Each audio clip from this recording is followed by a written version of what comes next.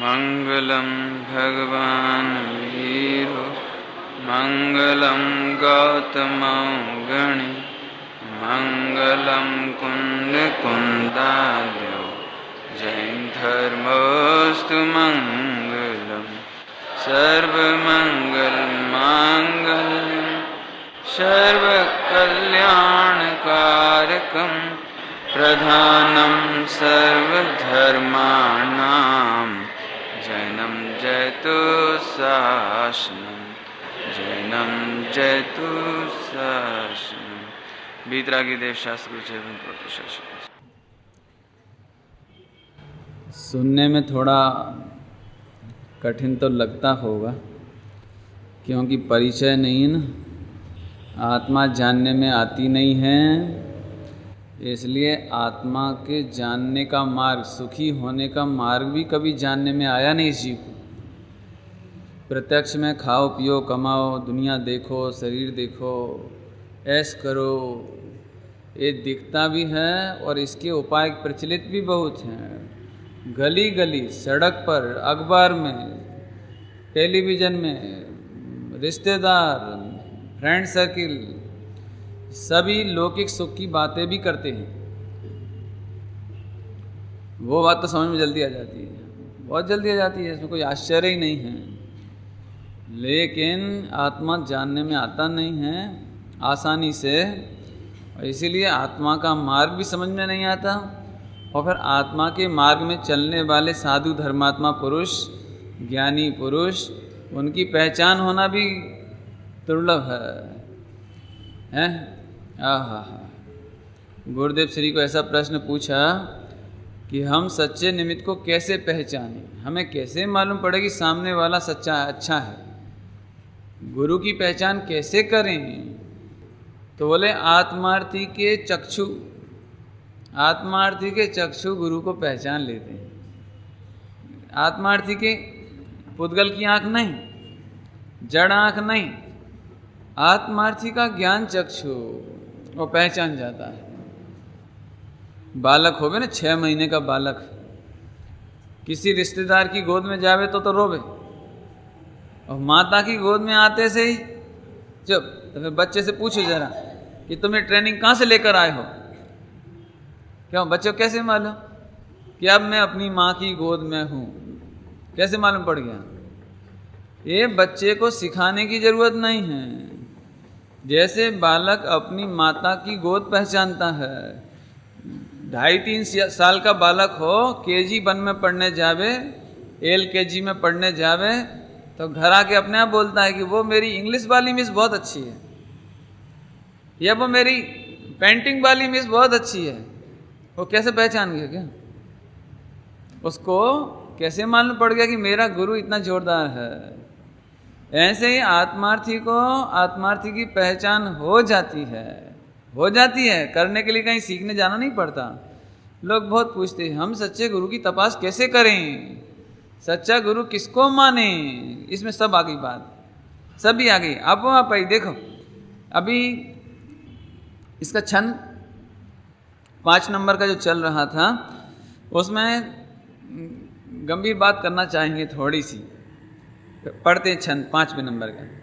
संयम ना है तो योग प्रवर्तना, स्वरूप लक्ष्य जिन आज्ञाधीन जो, ते पण क्षण क्षण घटती जाती स्थिति मां, अंते थाए निज स्वरूप।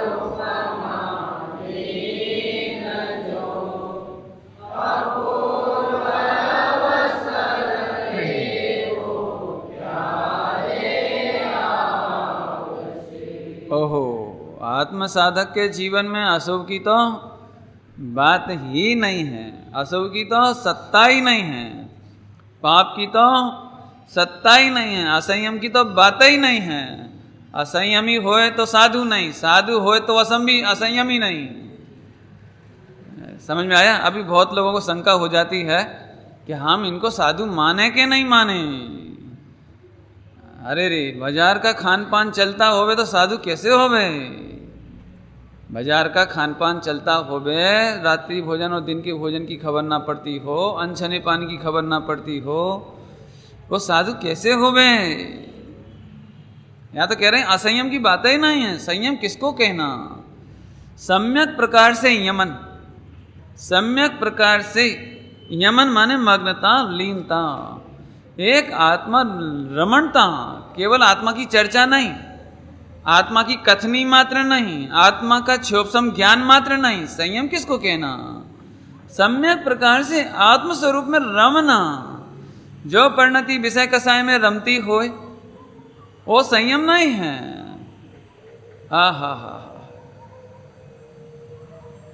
एक ही एग्जाम्पल दे दें तो आपको समझ में पड़ जाएगी, है ना? सब में आप लगा लेना, होमवर्क आप करना, मैं एक में लगाता हूँ केवल। मैं जयपुर गया था एक बार शिविर में, तो वहाँ मेरा प्रवचन था। हालांकि ये बात बाद में राजकोट में भी कही, इधर भी पिछले साल कही है, लेकिन फिर याद दिला देते हैं आपको कि अनछना पानी पीने का भाव आवे तो सम्यक दर्शन ना होए, ऐसा मैंने बोला। सम्यक दर्शन नहीं हुए तो मोक्षु खड़े हो गए। ये तो जड़ की क्रिया है, ये तो अत्यंत भाव है। पानी तो आत्मा से अत्यंत न्यारा है। नहीं, आप ऐसा कैसे कहते हो कि अनछना पानी पीवे तो वो साधु नहीं हो सकता, अनछना पानी पीवे वो संयमी नहीं हो सकता, सम्यक दृष्टि नहीं हो सकता? कैसे बोलते हो आप? ध्यान से सुनना, क्योंकि तर्क है ना अपने पास। पशु भी तो अनछना पानी पी लेते हैं, वे तो संयमी हो जाते हैं। नहीं, सामने है अपने पास। पशु पक्षी आदि कहाँ पानी छानते हैं? नहीं, तो फिर वो तो सम्यक दृष्टि हो जाते हैं। अरे भाई, उसको तो उसकी खबर नहीं है, लेकिन तुम्हें खबर है कि एक पानी की बूंद में अनंत भावी सिद्ध विराजते हैं। गुरुदेव श्री ने क्या कहा? अनंत भावी सिद्ध विराजते हैं, यानी पूर्व भाव के अनंत माता पिता विराजते हैं, तेरे अनंत पुत्र विराजते हैं, अनंत पति विराजते हैं भूतकाल के हैं। ऐसा जानने के बाद भी तुम्हें पानी के प्रति करुणा नहीं आती, अनंत सिद्ध जैसे जीवों के प्रति करुणा नहीं आती, और तुम प्रमाद करके, ध्यान से सुनना, प्रमाद करके चाय जब चाय जहाँ चाय जैसे खा ले वो पी ले वो, तो सम्यक दर्शन की लायकात ना आवे। श्रीमद जी ने पात्रता की बहुत चर्चा की है, पात्रता की बहुत चर्चा की है। जैसे सिंगनी का दूध, गुरुदेव श्री बोलते थे हैं, जैसे सिंगनी का दूध सोने का पात्र में ठहरे, चांदी में भी नहीं ठहरे। स्टील में तो बात ही कहाँ गई, चांदी के बर्तन में नहीं ठहरे, सोना का पात्र में ठहरे। ऐसे दिगंबर बीतरागी संतों का अमृत रत्नत्रय आनंद स्वानुभव, कोई बहुत जुदी जात की पात्रता चाहिए। क्योंकि अब मैं जल्दी नहीं, अब क्या, मेरे ख्याल से बहुत अभ्यासी लोग बैठे हैं, उनको सीधे सीधे शॉर्ट में, एक पारिणामिक भाव के रस का नाम सम्यक दर्शन है ना। अध्यात्म प्रेमियों के लिए, मोक्षों के लिए तो बताने की कोई जरूरत नहीं है ना। पारिणामिक भाव का लक्ष्य, पारिणामिक भाव का रस, पारिणामिक भाव की रुचि, पारिणामिक भाव में मग्नता का नाम सम्यक दर्शन। और पानी पीने का भाव प्रमाद का भाव, औदैहिक भाव, पानी पीने का भाव औदैहिक भाव, प्रमाद का भाव, लापरवाही का भाव।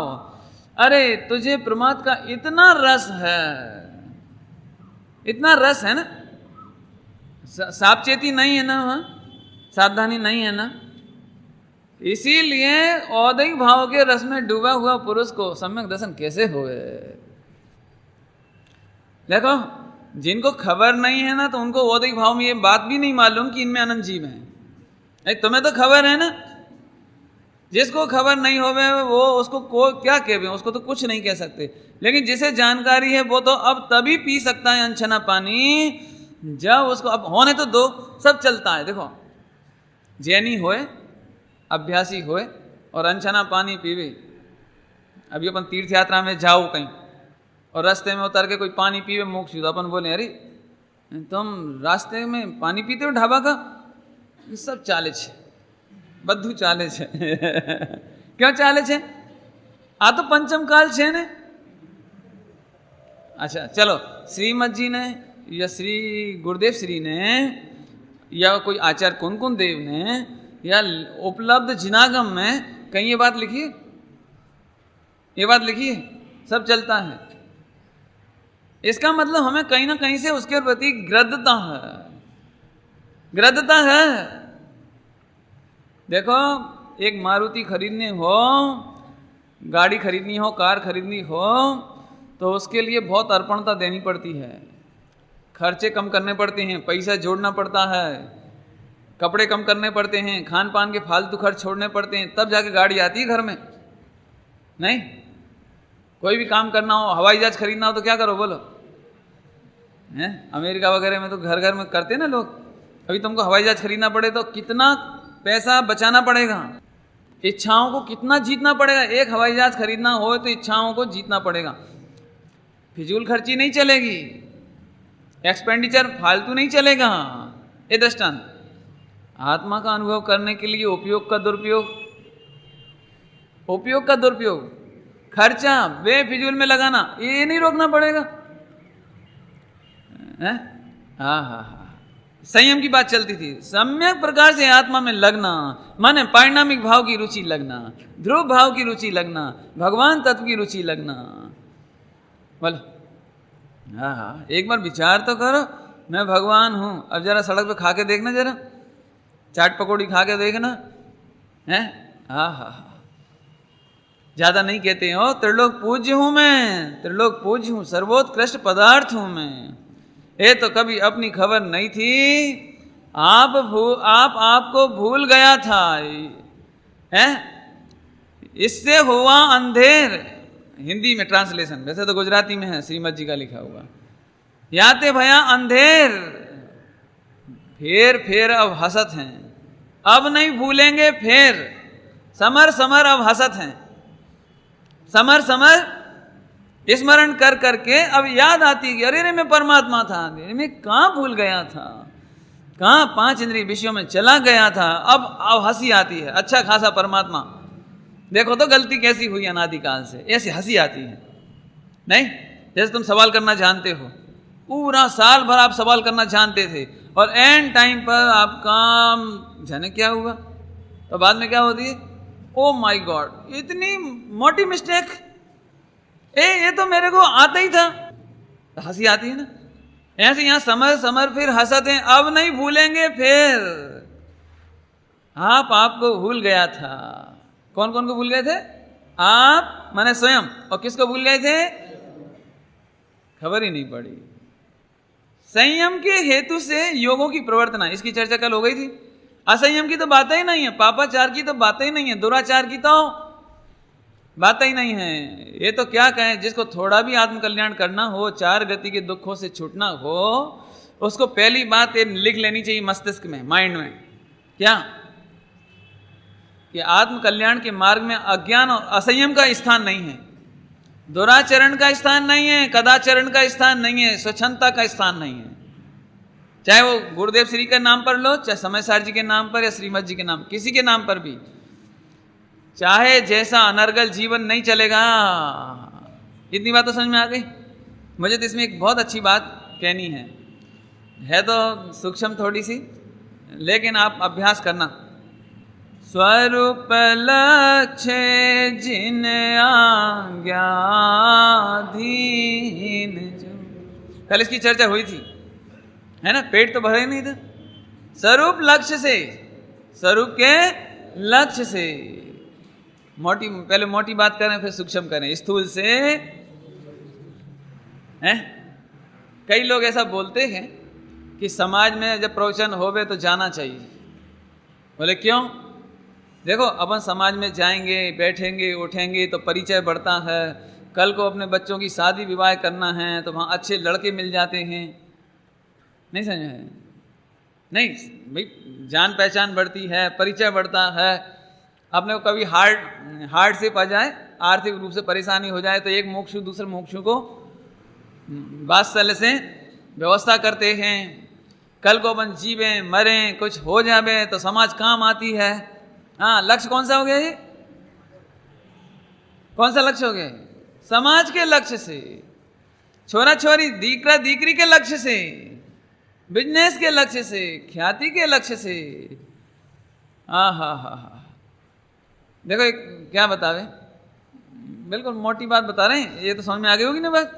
ये लक्ष्य से नहीं चलेगा, एक स्वरूप लक्ष्य से, एक आत्म कल्याण के लक्ष्य से। अरे रे, इसमें कोई आश्चर्य नहीं है। कल इसकी चर्चा हुई थी दृष्टांत में, व्यापार का दृष्टांत। प्रॉफिट के लक्ष्य से, जैसे सारे व्यापार की क्रिया होती है, ऐसे आत्म कल्याण के लक्ष्य से ये सारा काम होता है। बराबर। अभी देखो कभी धर्म की आजीविका नहीं करना, कभी ये नहीं सोचना कि मैं प्रवचन करूंगा तो मुझे अच्छा भोजन मिलेगा। जैसे समझ लो एक दृष्टांत, आप कोई प्रवचनकार हो जाओ या जरा अच्छा क्षोभसम हो जावे और बाजार का आप खाते नहीं हो और आपके पास खाने के लिए है नहीं, है भी नहीं, और बाजार का खाते नहीं। समझ लो मैं हूं, अब मेरे पास खाने पीने को भी नहीं है और बाजार का मैं खाता नहीं, और हम गए कहीं पर और हमारा सारा सामान चोरी चला गया। ध्यान से सुनना। और मुझे ऐसा भाव आया कि यहाँ सोनगढ़ वालों का मंदिर है कि नहीं कहीं। अरे क्यों? कि वहाँ पर यदि मोक्ष होंगे, प्रवचन चलता होगा तो सबसे पहले मैं प्रवचन करूँगा, और जब मैं प्रवचन करूँगा तो लोग अपने आप पूछेंगे कि क्या थी पधारे यहाँ, नहीं कहाँ से पधारे आप, क्या फिर हम बताएंगे कि हम ऐसे ऐसे हैं, और फिर वो प्रेम से घर ले जाएंगे भोजन कराने के लिए। तो आचार्य देव कहते हैं तुमने उपदेश दे करके भी अनंत पाप कर लिया, क्योंकि तुमने भोजन के लक्ष्य से प्रवचन किया। लिखा है हो आत्मानुशासन ग्रंथ में, मुनिराजों के लिए लिखा है, मुनिराजों के लिए। जो दिगंबर मुनिराज, मैं पंच महाव्रतधारी हूं, मैं सकल संयमी हूं, इसलिए समाज को मुझे भोजन देना चाहिए, और मैं भोजन लेऊं तो कोई बुरा नहीं है। किन कारणों से? मैं इतना संयम पाल रहा हूं, मैं इतना बढ़िया प्रवचन कर रहा हूं, तो समाज का कर्तव्य कि भोजन दें, और मैं ले सकता हूं। मालूम क्या लिखा है? ऐसे दिगंबर मुनिराज को आजीविका नाम का दोष लगता है। उपदेश देने का पुण्य नहीं हुआ, उपदेश देने का पुण्य नहीं हुआ। हा। आजीविका कर ली, आजीविका। अनुपम भाई, क्या आजीविका में क्या नुकसान हो गया? कि तुमने केवल ज्ञान को 4 रोटी में बेच दिया। तुमने अपने रत्नत्रय को, अपनी साधना को, अपनी आराधना को, अपने क्षोभसम ज्ञान को 4 रोटी में बेच दिया। हा। रोटी मिले कि ना मिले, अभी तो कहानी सुनाने के अवसर नहीं थे, इतने प्रकरण याद आते हैं। भैया भागचंद जी हुए, भैया भागचंद जी ईसागढ़ में, जिन्होंने महावीराष्टक लिखा है। महावीर स्वामी नयन पथगामी भवतु में, ये हमारे एमपी में, ये भी श्वेतांबर थे भैया भागचंद जी, और कन्वर्टेड हुए। उन्होंने ये सब लिखा। उसमें एक बहुत उनके जीवन की घटना हुई। ईसागढ़ में रहते थे, पूरे गांव में इतना प्रभाव कि गुरु तरीके, बिल्कुल ऐसे बहुत प्रभाव उनका, बहुत क्षोभसम, जोरदार, अच्छा प्रवचनकार, आत्मार्थी जीव। गुरुदेव श्री तो कहते थे नहीं, सम्यक दृष्टि जीव, ऐसे बोले गुरुदेव, तो ऐसा बोलते थे। क्या करें, पाप का उदय आया, आजीविका रही नहीं, जयपुर जाना पड़ा। जयपुर में गए, 2 दिन से भूखे प्यासे, कुछ नहीं, पैदल पैदल जाना पड़ा। सुबह सुबह मजदूरी करने निकल पड़े। मजदूरी समझते हैं? मजदूरी के लिए निकल पड़े। रास्ते में जैन मंदिर आया। जैन मंदिर आया तो एक मन तो कह रहा है कि मजदूरी करो नहीं तो बच्चा भूखा है। एक लड़का एक लड़की भूखी है, 2 दिन के परिवार भूखा है। दूसरा मन कहता है कि सुबह सुबह से भगवान का दर्शन छोड़ के मैं कहाँ जाऊँ। तो मंदिर मिला तो भगवान का दर्शन पूजन किया। प्रवचन चलने लगा तो वहाँ बैठ गए। और संयोग की बात है कि प्रवचन में कोई प्रश्न आया तो वक्ता को उसका उत्तर नहीं आया, और इनको आता था, तो इन्होंने धीरे से इनको सरलता से जवाब दे दिया। जवाब दे दिया तो सब एकदम अरे उनको देखने लगे, कौन, कहाँ से आए, क्या है। प्रवचन हुआ तो चुपचाप उठ के जाने लगे।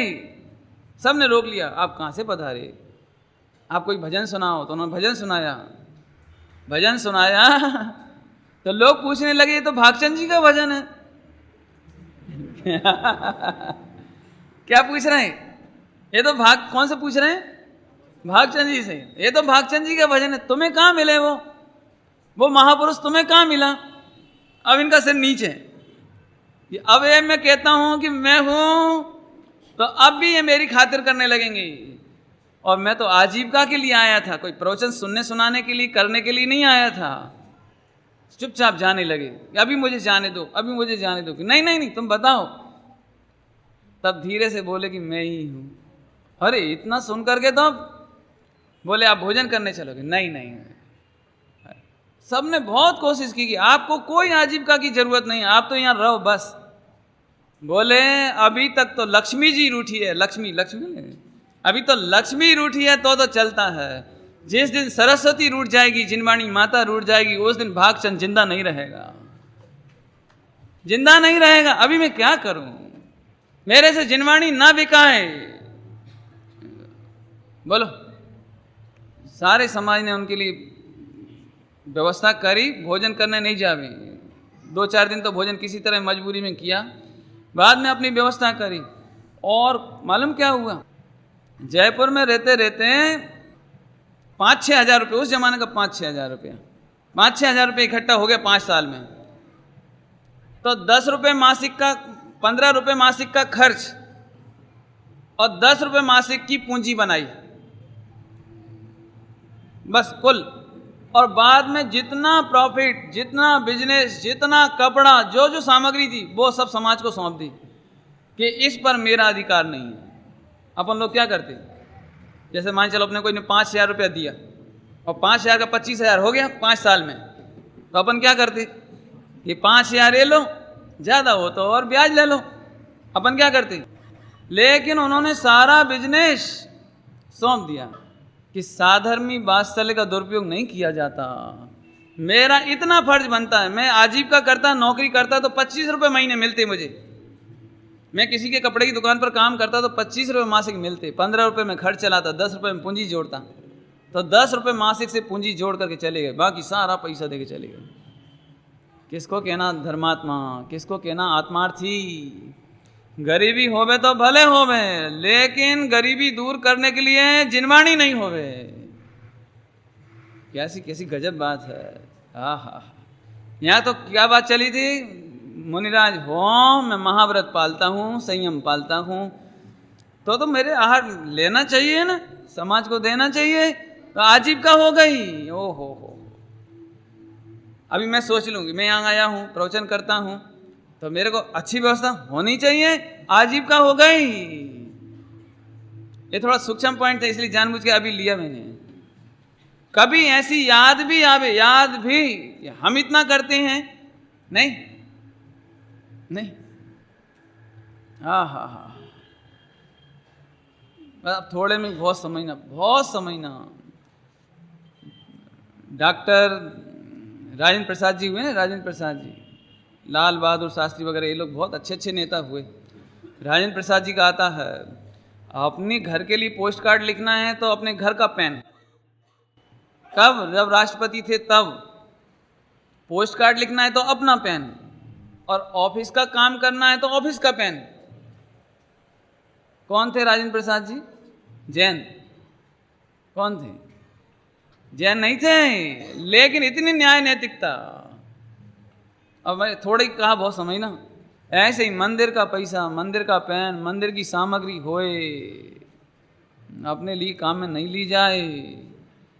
अपने को क्या लगता है, अभी कोई और नौकर रखते तो 5,000 रुपये महीना लगता मंदिर के लिए, है ना? और हम यदि 25 रुपये की कोई सामग्री बच गई और घर ले गए, तो कि तुम अब पूरे जीवन में कितना ही पढ़ना, सुनना, समझना, लेकिन अब तुम्हें आत्म कल्याण करने का रास्ता नहीं निकलेगा। कोई करता नहीं, लेकिन दृष्टांत दिया हमने, वो दृष्टांत। कभी ऐसा लगे कि एक पैसा भी इधर से ऐसा हो जावे,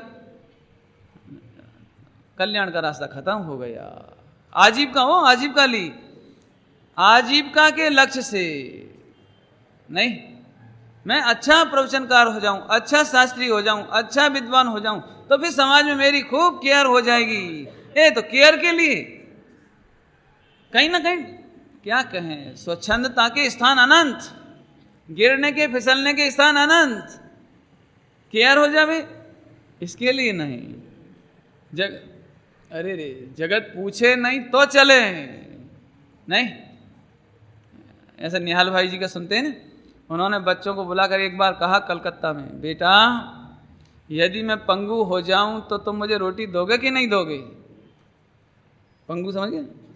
बेटा यदि मैं लूला हो जाऊं तो मेरे साल में 2 जोड़ी कपड़ा और रोटी दोगे कि नहीं दोगे? कि पिताजी कैसी बात करते हो, कैसी बात कर रहे हो आज आप? कि बेटा आज से आत्म कल्याण का और मुझे रस बढ़ता है, आज से तुम मुझे लूला और पंगु समझो, लंगड़ा समझो, और मेरे तो प्रेम से 2 टाइम भोजन और 2 जोड़ी कपड़ा साल में दे देना। मेरे तो आत्म कल्याण करना है, दूसरा काम मुझे करना ही नहीं है। ये तड़फ इतनी भूमिका होवे, इतनी समझ होवे तो ये पूरा अवसर समझ में आ जाता है। और नहीं तो ऐसे ही लगता है अरे पंडित जी तो बहुत ओवर इमेज की बातें करते हैं, ये कहीं चले पंचम काल में, चले कहीं ऐसे नहीं। सुनो, पंचम काल में भी दुख वही है, अग्नि वही है, अग्नि की जलन वही है, जहर वही है, जहर की पीड़ा वही है। पंचम काल में भी मोह राग देश की पीड़ा वही है, 4 गति की पीड़ा वही है। तो क्या करें? एकमात्र स्वरूप लक्ष्य जिन आज्ञाधीन, जिन आज्ञा की बात और सुन लो। स्वरूप लक्ष्य की तो बात बताई, अभी जिन आज्ञा। स्वरूप लक्ष्य में हालांकि बता चुके पहले हैं। बहुत देखो इतनी जल्दी पाप होता है, ध्यान से सुनना, पाप कितनी जल्दी हो जाता है। कोई गुरु हो जावे संयोग से और उसे ऐसा भाव आ जावे कि ये मेरे शिष्य हो गए ना तो मेरे मरते समय समाधि मरण कराएंगे, ये मैं इनको खुश रखूं तो मरते समय मेरी खूब सेवा करेंगे। और यदि ये नाराज हो गए तो फिर अपने को बड़ी दिक्कत होगी, भोजन की, कपड़ा की, वो सेवा की, परिचर्या की, भैयावृत्ति की बहुत दिक्कत आएगी। इसलिए इनको राजी रखो, इनको बनाए रखो, इनकी संख्या बढ़ाओ, इन्हें खुश रखो। हैं? अरे क्या कहें, यदि इतना सा भाव आ जाए तो साधुपना नहीं रहा, साधुपना नहीं रहा, स्वरूप लक्ष्य नहीं रहा। साधु किसको कहते हैं? साधे, आत्मा को साधे सो साधु, आत्मा को साधे ते साधु। ख्याति लाभ शिष्य साधे, समाज साधे, पैसा साधे, राग साधे, द्वेष साधे। कि साहब इससे क्या फर्क पड़ता है? यदि शिष्यों को राजी रखें तो क्या दिक्कत है? कि शिष्यों को राजी रखे तो शिष्य के दोष नहीं निकाले जा सकते, शिष्य को कठोर दंड नहीं दिया जा सकता, प्रायश्चित नहीं दिया जा सकता। यहाँ तो श्रुत सागर, श्रुत सागर क्या कहना, जो ज्ञान का पारा बार नहीं होवे, खूब ज्ञानी पुरुष, ज्ञानी साधु, दिगंबर मुनिराज, 12 अंक का ज्ञानी, ऐसे श्रुत सागर मुनिराज और अकंपनाचार्य उनको कड़क कहते, कड़क, कि तुम जाओ, तुमने जहां पर उन लोग मंत्रियों से विवाद किया है, चर्चा की है, वहीं जाकर खड़े हो जाओ। इतना कड़क दंड। यदि अपने को राग हो जावे ना, शिष्य से प्रेम हो जावे, अरे इतना ऊंचा शिष्य, इतना मोटा शिष्य, अरे इसको तो सारी 700 मुनिराजों के बीचों बीच रखो, सारे श्रावकों को इन्फॉर्म कर दो, नगर में, उज्जैनी नगर में खबर कर दो कि आज ऐसी ऐसी चर्चा हुई है और रात को उपसर्ग हो सकता है, जरा मोक्षु लोग, श्रावक लोग अलर्ट, थोड़ा व्यवस्था करो, आज कुछ होगा। अवधि ज्ञान में खबर है, वो अवधि ज्ञान में अकंपनाचार्य को खबर है कि श्रुत सागर मुनिराज पर 4 मंत्री तलवार लेकर आएंगे। लेकिन क्या कहें, धन है वे गुरु जिन्हें शिष्य के प्रति मोह नहीं है, राजी रखने का राग नहीं है। अपने ज्ञान में सब आता है, लेकिन आप जाओ, तुम्हें अपने कर्म को स्वयं काटना होगा, तुमने गलती की हो उसका प्रायश्चित भुगतना होगा। जो गुरु शिष्य के प्रति नरम पड़ जावे, राग कर लेवे, मोह कर लेवे, वो शिष्य को उसके दोष नहीं निकाल सकता, उसे दंड नहीं दे सकता, उसे प्रायश्चित नहीं दे सकता, उसको कड़क अनुशासन नहीं दे सकता। हाँ हाँ हाँ, और वो गुरु नहीं है, गुरु नहीं है। ऐसा लिखा है, मीठा मीठा बोले शिष्य को राजी रखे, वो करोड़ शत्रुओं से भी बड़ा शत्रु जानना, लिखा है ऐसा। करोड़ों शत्रुओं से भी बड़ा शत्रु जानना, और जो पांव से ताड़ना दे करके भी, ऐसा शब्द लिखा है बिल्कुल, लातों से पढ़ना आप, लातों से ताड़ना दे करके भी शिष्यों के दोष निकालता है, ऐसे गुरु तो अरे रे मिलना दुर्लभ है। साचा गुरु तो ऐसा है। बोला ख्याल में आया? बस थोड़े में बहुत समझना। अभी स्वरूप लक्ष्य हो गया, हो गया। अब जिनाज्ञा किसको कहना? ये जिनाज्ञा में जरा बहुत माल है। देखो मैं पहले ही कहता हूँ आपको कि जिनाज्ञा का पूरा अर्थ अभी तो नहीं कर पाएंगे। सुबह हालांकि चल रहा है निमित्त उपादान में, उधर से आप समझना, और पिछले साल सिद्धांत प्रवेश का लिए उसमें जिनाज्ञा समझ लेना। मैं शॉर्ट में बताता हूँ। अभी जिनाज्ञा अर्थात क्या कि निमित्तों के अधीन वृत्ति नहीं रहे। गुरुदेव श्री की भाषा में कहें तो स्वभाव के अधीन वृत्ति, स्वभाव के लक्ष्य वाली दृष्टि ना रहे। गुरु तो मिलेगा, गुरु उपकारी होगा, गुरु की महिमा आएगी, गुरु की बहुत महिमा आएगी, भक्ति आएगी, लेकिन दृष्टि में किंचित मात्र भी गुरु पर अधीन नहीं होना, इसका नाम जिनाज्ञा। जिनाज्ञा ओ जिनाज्ञा, भक्ति नहीं हो उसके प्रति, अर्पणता नहीं हो बे तो भी नहीं चले, और अर्पणता ही बनी रहे, उसके अधीन दृष्टि हो जाए, आत्मा का लक्ष्य नहीं हो तो भी नहीं बने। नहीं, बहुत सरल है, कठिन कुछ नहीं है। शादी हो तो 10,000 का बाजा भी बजे, और 10,000 के बाजा से बिल्कुल शादी भी नहीं हुई। नहीं समझ में आया? कितने हजार का बाजा बजता है आजकल? अभी हमने सुना 1-1, 2-2 लाख रुपया तो पांडाल का ही लग जाता है आजकल, है ना? ऐसे और लगता होगा, ज़्यादा भी लगता होगा, मालूम नहीं आपके यहाँ, है ना? तो 5 लाख का पांडाल के बिना भी ना चले। और पांडाल से शादी कितने % होती है कि नहीं होती है? लेकिन दोनों ही चाहिए, है ना? दोनों ही चाहिए ना।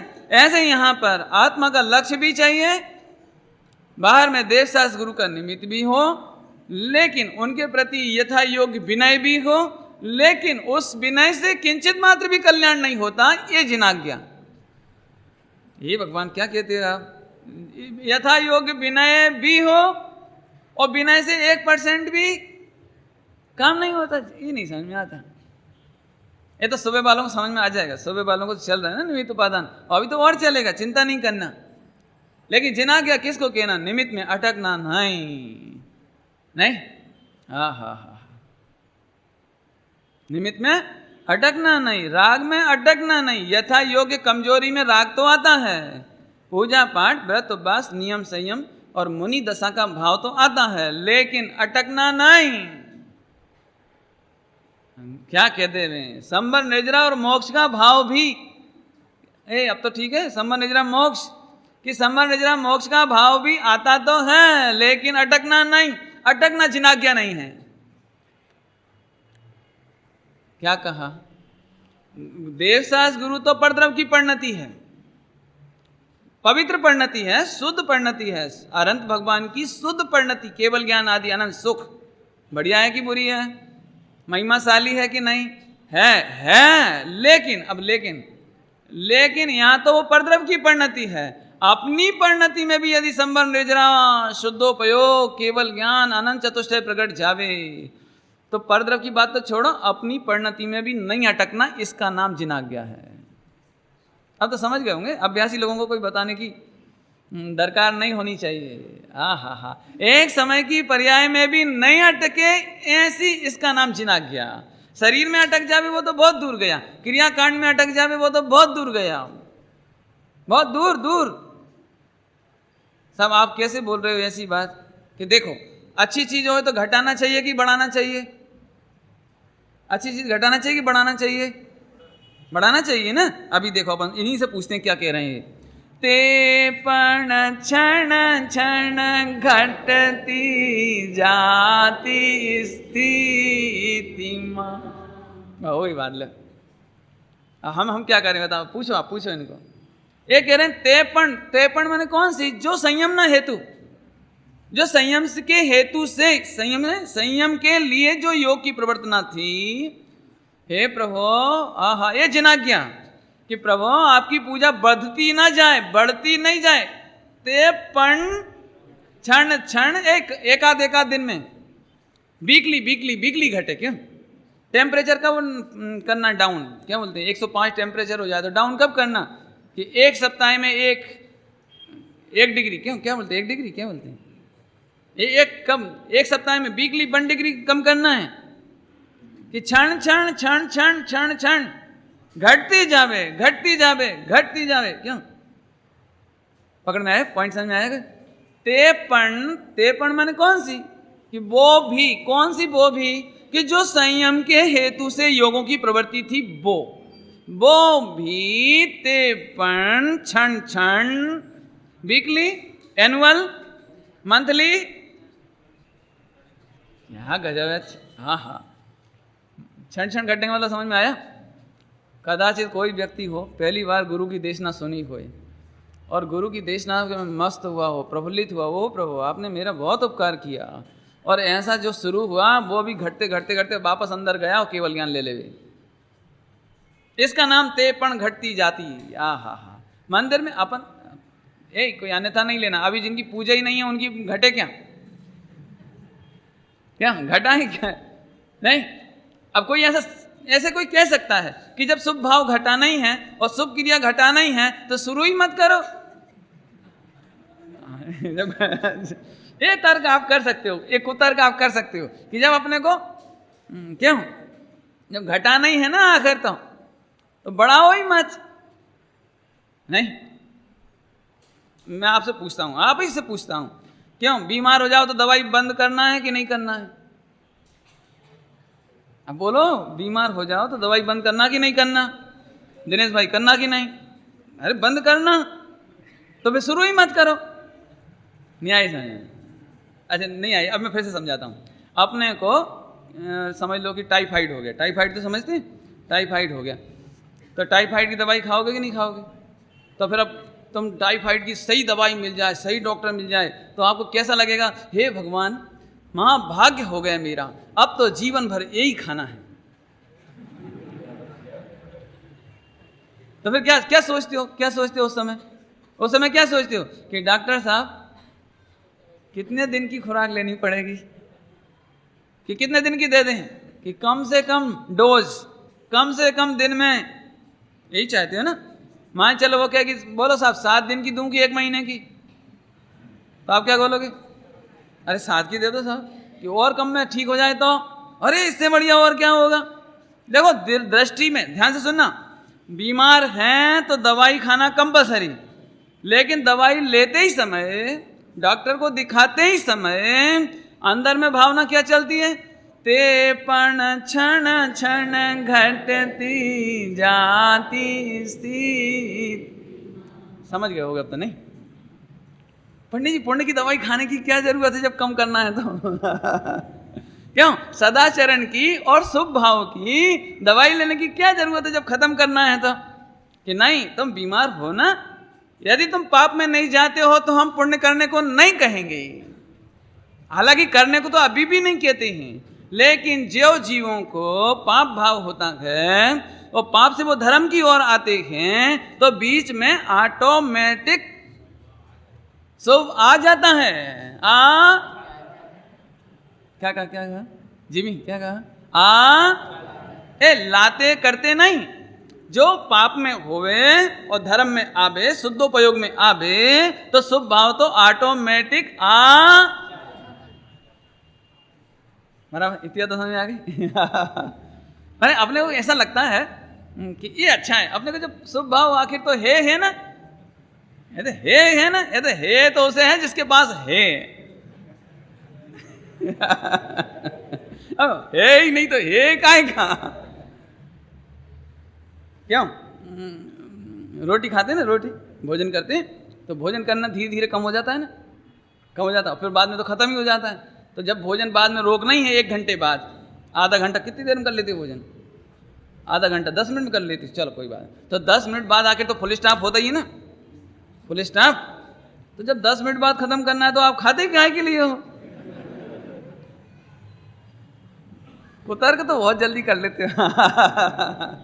भाई ये भगवंतों का मार्ग है, सर्वज्ञ भगवान की देशना है, भगवान ने देखा है ऐसा, ये नैसर्गिक है, ऐसा हो ही नहीं सके। आज लोगों को बहुत स्वच्छंदता है, बहुत स्वच्छंदता, कहीं खावे, कैसे ही खावे, चाहे जैसे बोले, चाहे जैसे चले, चाहे जहाँ सो जावे, कोई ठिकाना नहीं पड़े।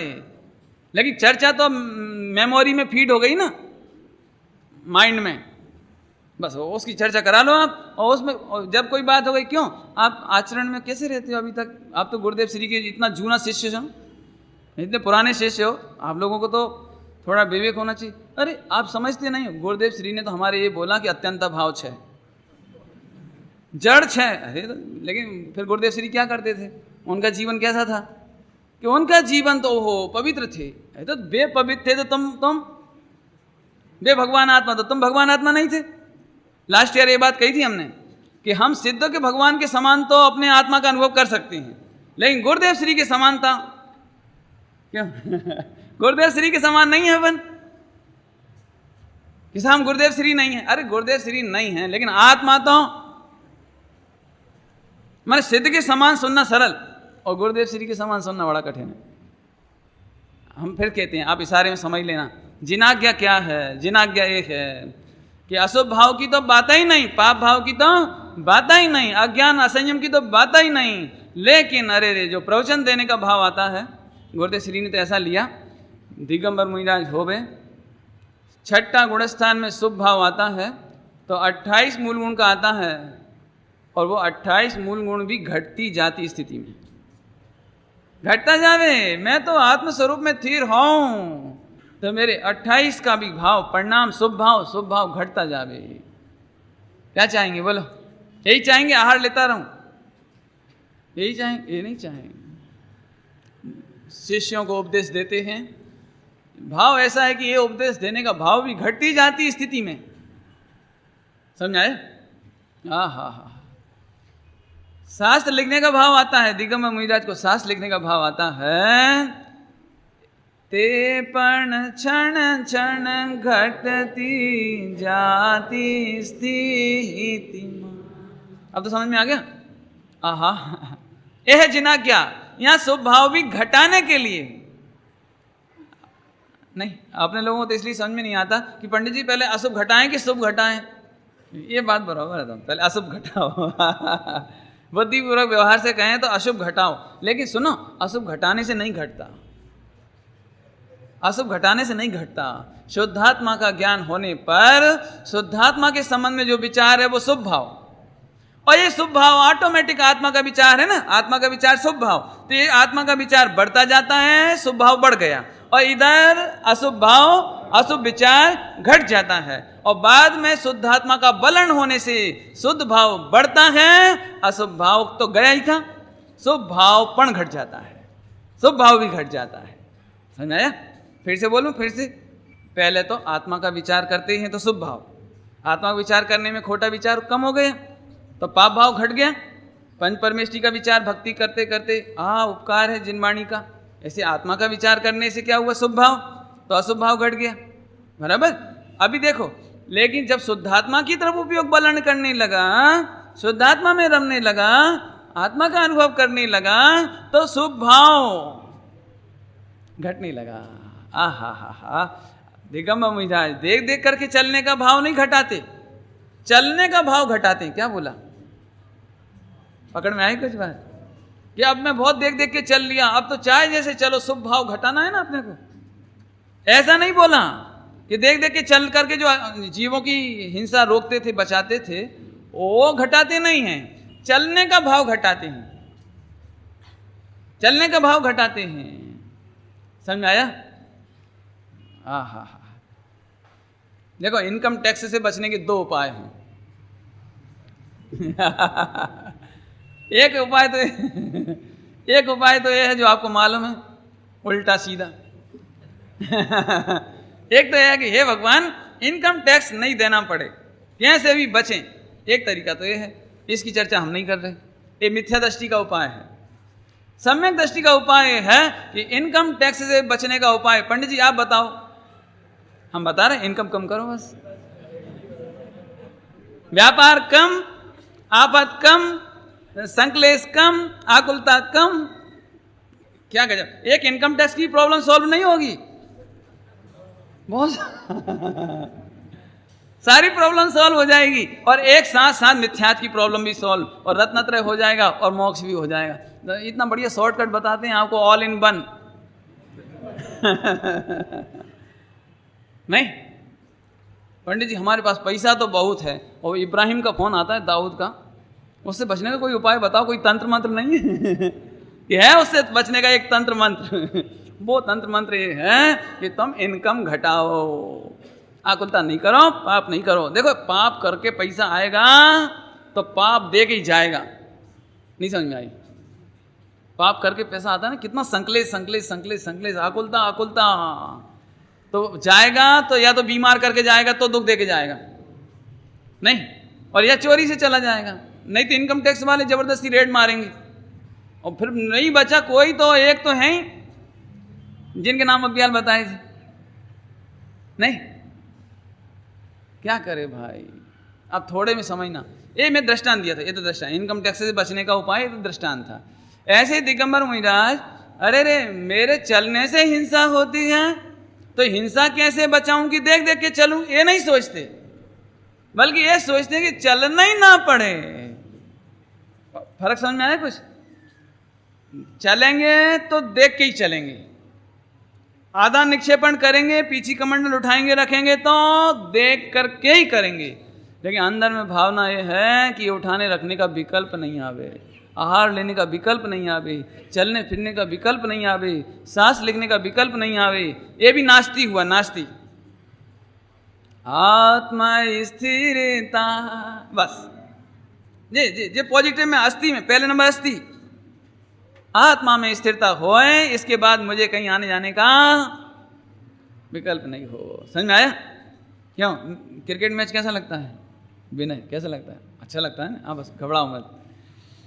देखो क्रिकेट मैच अच्छा लगता है ना, और समझ लो भारत और उसका मैच फाइनल आज ही। अब उस दिन तुमको क्या लगता है बोलो, कि पापा जी फैक्ट्री जाने की ना बोले, कोई कॉलेज स्कूल जाने की ना बोले, यही चाहते हैं, यही चाहते हैं। ऐसे ही ज्ञानी मुनिराज होते हैं, कोई हमें प्रवृत्ति की ना बोले, आज तो हम आत्मा में रमेंगे, आत्मा में रमेंगे, हमें तो बाहर की कोई प्रवृत्ति को उठना ना पड़े। गुरुदेव श्री की भाषा में बोले, गुरुदेव श्री ऐसा दृष्टांत देते थे, छठा गुणस्थान में शास्त्र लिखने का परिणाम मुनिराज को ऐसा लगता है कि 7वें गुणस्थान शुद्धोपयोग की भूमि में से निकालकर जैसे कोई टाटा की भट्टी में झोंक देता हो, ऐसे दृष्टांत देते। छठा गुणस्थान कैसा लगता है? छठा गुणस्थान कैसा लगता है ज्ञानी मुनिराजों को? जैसे कोई क्या कहें, एयर कंडीशन कमरा में से निकाल के, और टाटा की भट्टी सुनी नहीं, जहां लोहा हो ना, ऐसे मोटा मोटा लोहे का पिंड, और ऐसे आग से लाल सोर को पानी हो जावे, पानी ऐसे पानी, ऐसे कोई भट्टी में झोंकता हो ऐसे। अरे रे 7वें गुणस्थान से उतर कर 6ठे गुणस्थान में ऐसा, इसलिए लिखा है, ते पण क्षण क्षण घटती जाती स्थिति, क्षण क्षण हो, बिकली नहीं, क्षण क्षण, ठीक है। अब एक सेकंड का दृष्टांत दूँ, जल्दी आगे बढ़ेंगे। अब मेरे को बहुत लॉन्ग टर्म बोलने की आदत है, असल में शॉर्ट में बोल पाते ही नहीं हम, लेकिन दृष्टांतों से जल्दी क्लियर होगा। हाँ भैया, अपन किसी के यहाँ भोजन के लिए बुलाए जाएं, भोजन के लिए बुलाए जावे, और अपन वहाँ जावे, तो भोजन उसी के यहाँ करना है, तो उसकी बुराई करना कि नहीं करना? कैसा आदमी है, कितनी देर लगा दी, अभी तक भोजन नहीं आया, ऐसे बुराई करना कि नहीं करना? कि भोजन उसके यहाँ करना है तो अशुभ भाव तो नहीं करना, चलो ठीक है, खोटा भाव तो नहीं करना, गाली तो नहीं देना, क्रिटिसाइज तो नहीं करना। हाँ, अब क्या करना? क्या प्रशंसा करना, अरे आप बहुत बढ़िया सज्जन आदमी हो, आप जैसे लोगों ने हमें बुलाया, बड़ा एहसान किया, बहुत धन्यवाद, बहुत बढ़िया। हाँ, कब तक करना ये? तो अशुभ भाव तो करना ही नहीं, लेकिन शुभ भाव, प्रशंसा का भाव भी अपन तो ऐसा लगे कब आ रहा है, बस कब आ रहा है, हाँ भे, प्रशंसा कब तक करें? ऐसे ही क्या कहें भाई, जिन भगवंतों के मार्ग में चलना है, जिन महत्पुरुष के पंथ में चलना है, उसकी निंदा तो कभी धर्मात्मा करते नहीं, लेकिन प्रशंसा भी करते नहीं रहते। क्या क्या कहा, क्या कहा? और प्रशंसा भी करते नहीं रहते, मात्र हो क्या चाहते हैं, ते पण क्षण क्षण घटती जाती, वो तो घटे हैं तो फिर बड़े क्या कि आत्मस्थिरता, आत्मस्थिरता। समझ में आया? देखो आ गया, इसी में लिखा है, अंते थाए निज स्वरूप लीन। अंत में क्या चाहिए? देखो मैं क्या बताऊं, मेरे जो पेट में, मेरे जो भाव समझ में आता है ना इस छंद का, वो कहने में तो आता नहीं है। अभी आपको इतना डिटेल आ गया, 5 छंद हो गए ना, तो आप खुद ही पूछो, in the end what do you want to say. आखिर आप शॉर्ट में बताइए, सबसे आखिरी में आप क्या कहना चाहते हो? क्या आपने बिल्कुल सब तो कह दिया, ये छोड़ो, ये असंयम ये छोड़ दो, मन वचन काया की जो प्रवृत्ति है शुभ भाव की वो भी घटती जाए। आखिर आप कहना क्या चाहते हो? कि हम तो ये कह रहे चाहें, गुजराती में क्या बोलेंगे, अंते थाय, और हिंदी अंग्रेजी में क्या बोलेंगे, इन द एंड। नहीं, इन द एंड बोलेंगे ना, इन द एंड, अंत में, सारांश में हम इतना चाहते हैं। क्या चाहते हैं? अंते थाए निज स्वरूप मालीन। अब तो समझ में आ गया होगा। चलें आगे, अगला छंद में चलें। चलो अब अगला छंद, अपूर्व अवसरे वो क्या रे आवशे। ऐसा दिन कब आएगा? दिन नहीं, ऐसी परिणति कब आएगी? अब अगला छंद, पंच विषय माराग द्वेष विरहितता, पंच प्रमादे नमड़े मन नो क्षोभ, द्रव्य क्षेत्र ने काढ़ भाव प्रतिबंध बन विचर उदयादीन पण बीतलो बजो।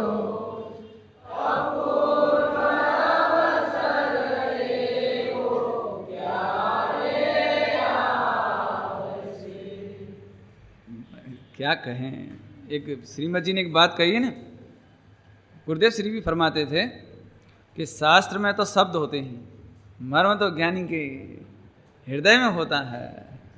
ऐसे ही समस्त शास्त्रों का सार एक ज्ञानी के हृदय में होता है। देखो अभी जो ये लिखा है ना, पंच विषय में राग देश विरहितता, है ना, इसके लिए 31-32 नंबर की गाथा पढ़े बिना समझ में नहीं आएगी।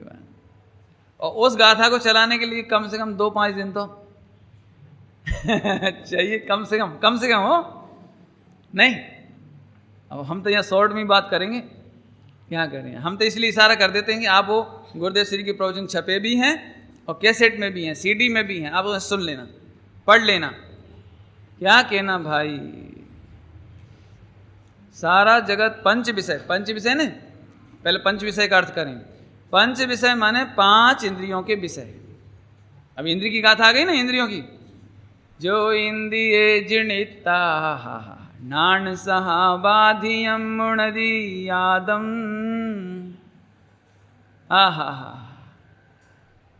नहीं अब तुम कठिन नहीं करेंगे, सरल करेंगे, हो सरलता का समय है। पंच विषय माने 5 इंद्रियों के विषय, 5 इंद्रियों के विषय। लेकिन इंद्रिय किसको कहना, ये बात केवल क्या कहें, आचार्य कौन कौन देव की वाणी में मिलती है ना, अन्य तो कहीं सुनने ना मिले, देखने ना मिले, देखने सुनने नहीं मिले। हो सारा जगत इंद्रियों को जीतने के नाम पर आंख फोड़ लेता है, आंख बंद कर लेता है, लेकिन जैन दर्शन में आंख बंद नहीं कराती, क्योंकि इस आंख को तो निमित्त कह करके आरोप डाला है। बस समझ गए, निमित्त कहकर आरोप डाला है। सुबह इसका क्लियर करेंगे अपन। निमित्त से तो काम होता ही नहीं, आंख के निमित्त से तो काम होता ही नहीं, और आंख बंद करने से काम सुधरता भी नहीं है। पहले मैं दृष्टांत दूं, नए लोगों को समझ में तब आएगा। सूरदास जी का नाम सुना है? सूरदास जी ने एक बार एक स्त्री का दर्शन कर लिया। वैसे तो वो कृष्ण का दर्शन करते थे, लेकिन एक बार एक स्त्री का दर्शन कर लिया। तो वो जब भजन करने बैठे कृष्ण का, तो वो स्त्री दिखाई दे, बस स्त्री। तो उन्होंने कहा ये तो बड़ा बेकार हो गया, एक बार स्त्री देखी तो इतनी आफत आई है, ये तो बड़ी आफत है। तो उन्होंने अपनी दोनों आंखें फोड़ ली, ना स्त्री दिखेगी और ना मेरा मन चंचल होगा। एक सूरदास जी का दृष्टांत है वो, ऐसी सूरदास जी एक नहीं है, अभी तो आखा विश्व है। एक भगवंतों के मार्ग को समझे बिना सबकी बात है ये। हम अपने परिणाम सुधारने के लिए आंख बंद करते हैं, निमित्तों से छूटते हैं, निमित्तों से दूर हो जाते हैं, मात्र इतना ही करते हैं तो सूरदास बनने जैसी बात है। सुनो, जैन दर्शन ने मात्र संयोग से नहीं छुड़ाया, निमित्तों से नहीं छुड़ाया, आंख से ही नहीं छुड़ाया। यहां तो ये कहते हैं आंख 3 प्रकार की, आंख एक नहीं, आंख ये तो पुद्गल की एक आंख, लेकिन समय सार जी में तो आंख 3 प्रकार की। और जो इंद्रिय जिड़ितता माने जो इंद्रियों को जीतता है, आंख को जीतता है। तो आंख जीतने में कौन कौन सी जीतता है? अभी टाइम तो हो रहा है और कल ही शुरू करना पड़ेगी है। हाँ, एक तो ये जड़ इंद्री, इसका नाम द्रव्य इंद्री, द्रव्य आंख, द्रव्य इंद्री है ना। क्या नाम बताया इसका? द्रव्य इंद्री, पुद्गल की आंख है ना, शरीर की, ये द्रव्य इंद्री। और इसके अंदर आत्मा का ज्ञान है, ज्ञान क्षोपसम। ये भावेंद्री, ये भावेंद्री दो गए, द्रवेंद्री भावेंद्री। द्रवेंद्री में क्या हुई जुगल?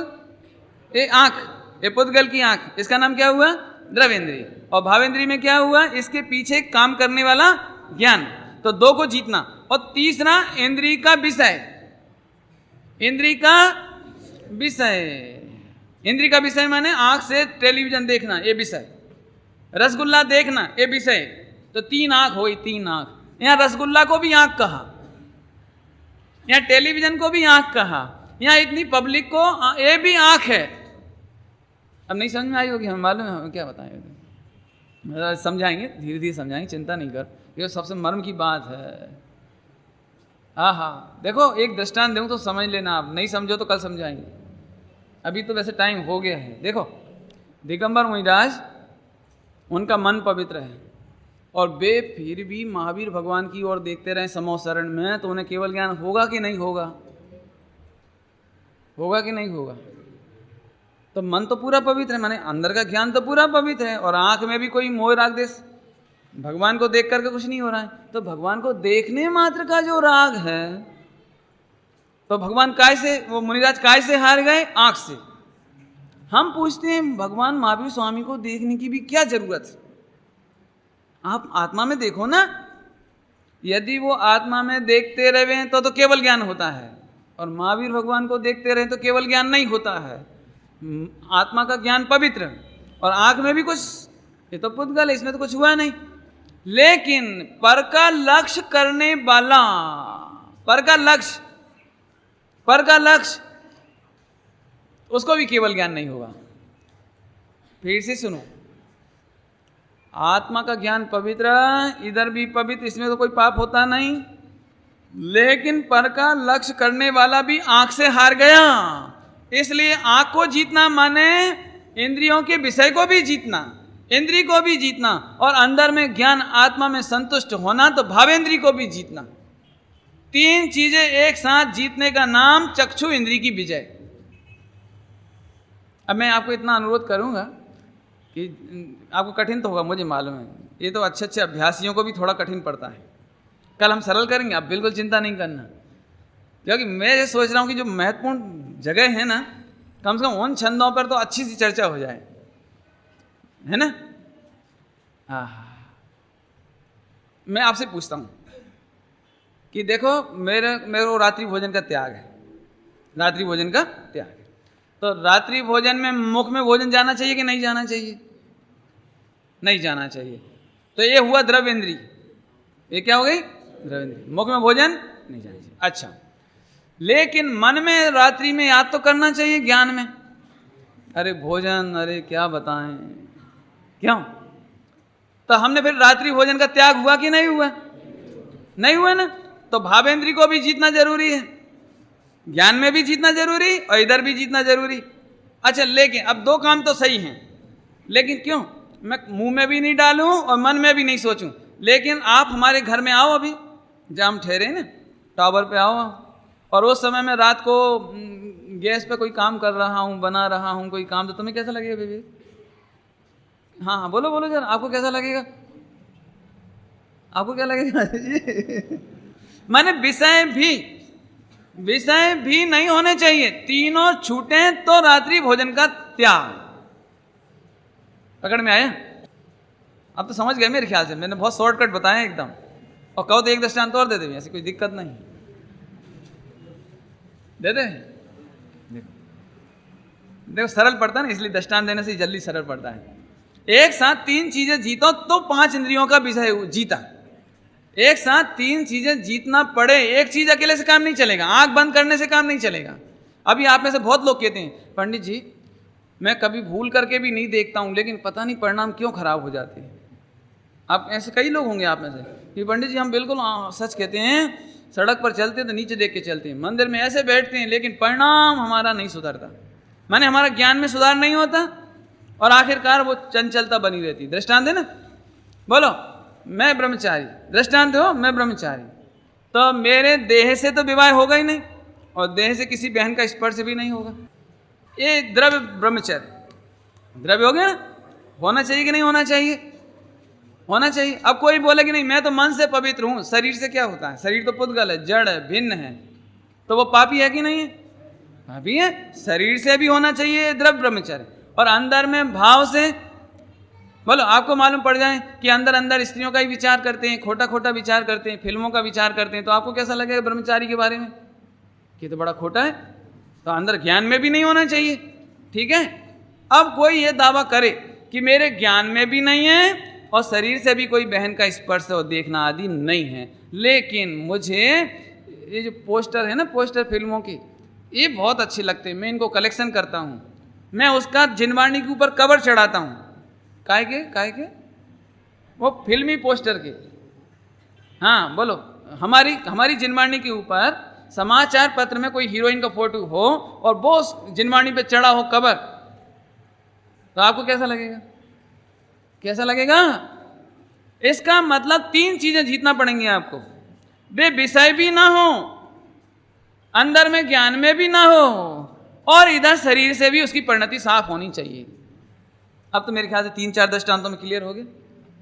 द्रव्येंद्रिय, भावेंद्रिय और उनके इंद्रियों के विषय, ये 3 चीजें जीते हैं तो जैन दर्शन में जीता हुआ कहते हैं।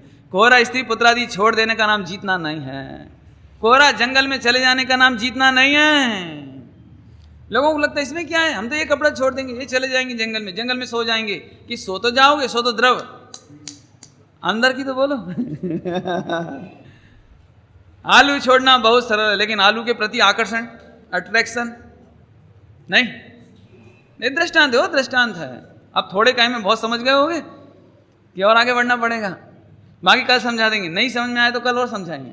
लेकिन तीनों बहुत ख्याल करने लायक बात है, द्रव्येंद्रिय, भावेंद्रिय और उन इंद्रियों के विषय। याद रहेंगे? रह जाएंगे, शाबाश। कठिन तो नहीं लग रहा किसी को जी?